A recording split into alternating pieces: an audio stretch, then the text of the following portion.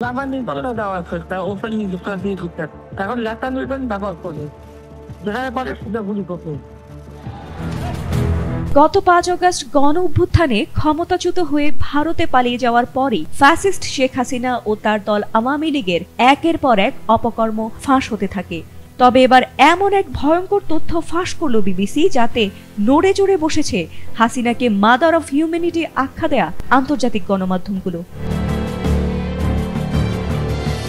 বিবিসির প্রতিবেদন অনুযায়ী বাংলাদেশের সাবেক প্রধানমন্ত্রী শেখ হাসিনার কথোপকথনের একটি ফাঁস হওয়া অডিও রেকর্ডিং তারা যাচাই করে। আর তা থেকেই জানা যায় গত বছরের জুলাইয়ে আন্দোলন চলাকালে আন্দোলনকারীদের সরাসরি গুলি করে হত্যার অনুমতি তিনি নিজেই দিয়েছিলেন।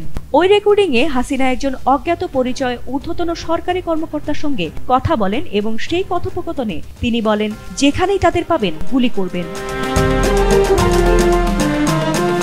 গণমাধ্যমটি বলছে এই ফোন আলাপটি ২০২৪ সালের ১৮ জুলাই প্রধানমন্ত্রী শেখ হাসিনার সরকারি বাসভবন গণভবন থেকে করা হয়েছিল।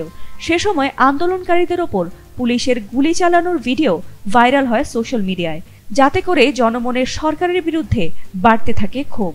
বিবিসি আরও বলছে, ফাঁস হওয়া অডিওটি বাংলাদেশের ন্যাশনাল টেলিকমিউনিকেশনস মনিটর সেন্টারের রেকর্ড হওয়া একাধিক কলের মধ্যে একটি। তবে রেকর্ডিংটি কে ফাঁস করেছে তা এখনো জানা যায়নি। ফাঁস হওয়া অডিওটির সঙ্গে শেখ হাসিনার কণ্ঠস্বরের মিল শনাক্ত করেছে বাংলাদেশের পুলিশের অপরাধ তদন্ত বিভাগ। একই সঙ্গে অডিওর নিরপেক্ষতা যাচাইয়ের জন্য এটি ফরেনসিক অডিও বিশ্লেষণে যুক্তরাজ্য ভিত্তিক অলাভজনক সংস্থা ইয়ারশটকে দেয় বিবিসি। আর তাতেই বেরিয়ে আসে শেখ হাসিনার আসল রূপ। বিবিসি আলাদাভাবে ইয়ারশটের অডিও ফরেনসিক এক্সপার্টদের সঙ্গে এই রেকর্ডিংয়ের সত্যতা যাচাই করেছে এবং তারা এটিতে এডিট করার বা কোনো রকম পরিবর্তন করার প্রমাণ পায়নি।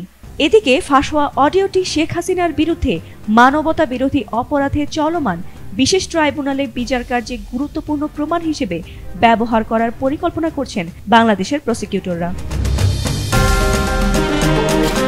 কথায় আছে, অভাগা যেদিকে চায় সাগর শুকিয়ে যায়। আর এমন প্রবাদ এবার ফ্যাসিস্ট শেখ হাসিনার জন্যই প্রযোজ্য। একদিকে ভারতে পালিয়ে অনিশ্চিত জীবনযাপন, অন্যদিকে আন্তর্জাতিক আদালতে কারাদণ্ড, অবশেষে মরার ওপর খাড়ার ঘা হিসেবে বিবিসির এমন প্রতিবেদনে এবার কার্যত হাসিনা এবং তার দলের রাজনীতিতে ফেরার পথ চিরতরে বন্ধ হয়ে গেছে বলে মনে করছেন বিশিষ্ট ব্যক্তিরা। ফাতিমা সুলতানা, এটিএন বাংলা।